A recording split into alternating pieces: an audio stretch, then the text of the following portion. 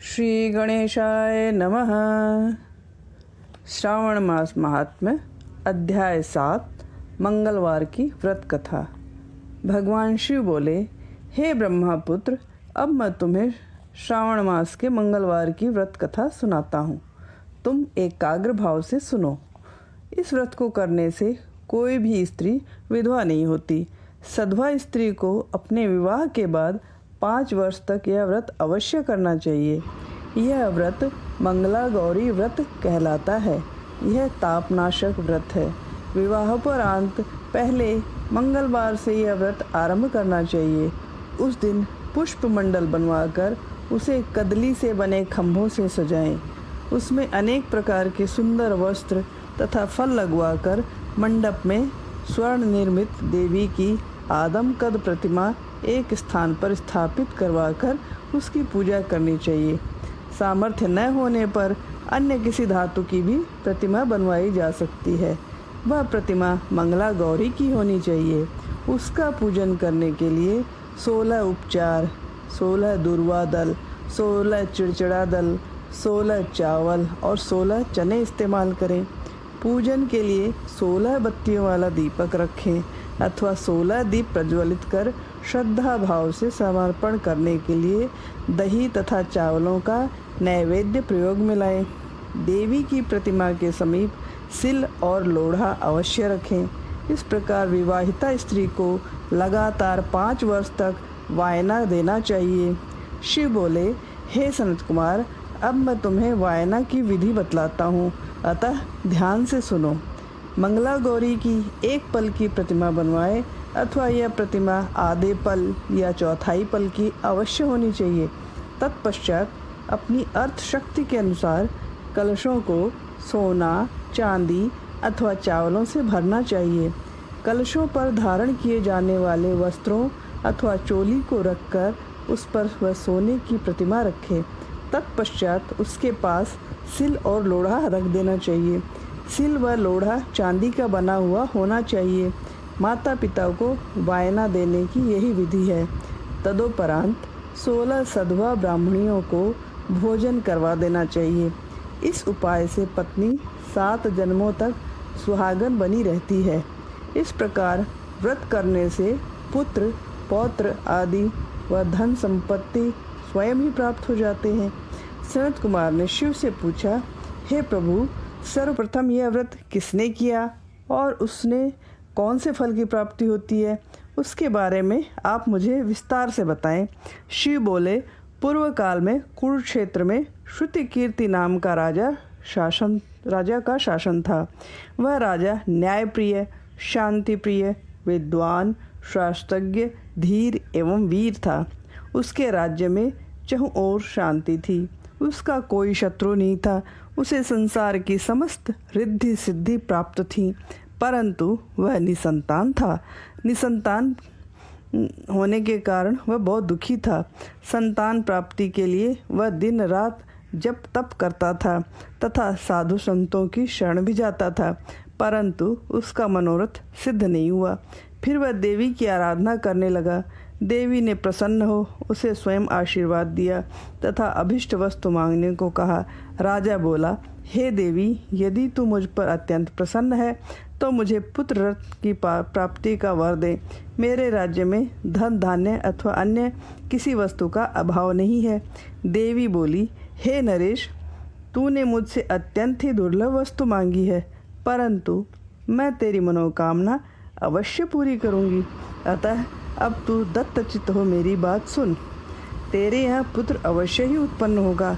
वह अत्यंत मेधावी भी होगा, परंतु वह 16 वर्ष तक ही जी सकेगा। परंतु वह सुंदर, विद्याहीन अथवा वह दीर्घायु होगा।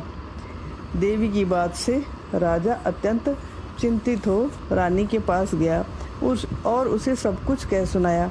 पत्नी से विचार विमर्श कर वह पुनः देवी के पास पहुंचा और उससे सर्वगुण संपन्न 16 वर्ष तक जीवित रहने वाला पुत्र ही मांगा। देवी बोली, हे नरेश, मेरे मंदिर के बड़े दरवाजे पर आम का एक पेड़ है।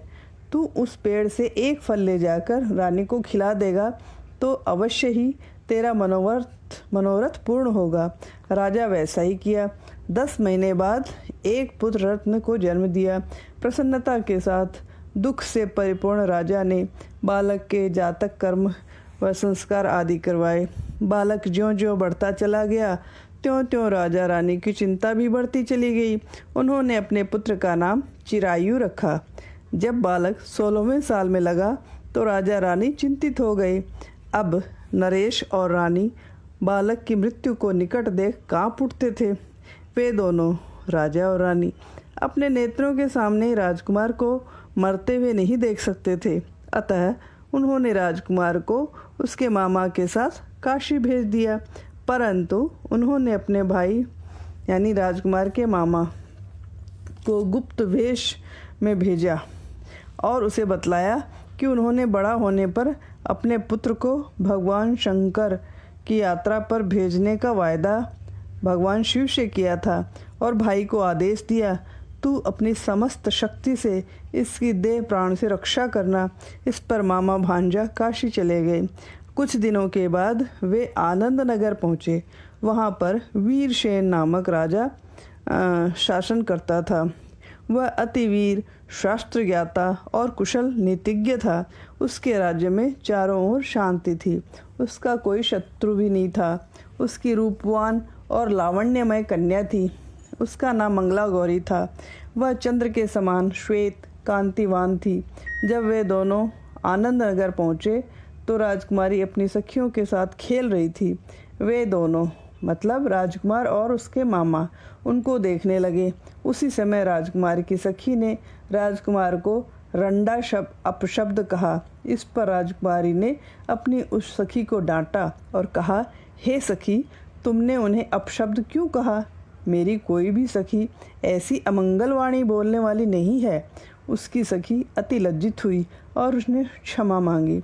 राजकुमारी ने उसे बतलाया कि मंगला गौरी के वर और व्रत के प्रभाव से मेरे हाथ से जिसके माथे पर भी चावल गिर जाएंगे, उसके साथ मेरा विवाह हो जाने पर यदि वह अल्प आयु वाला भी होगा तो भी चिरायु वाला हो जाएगा।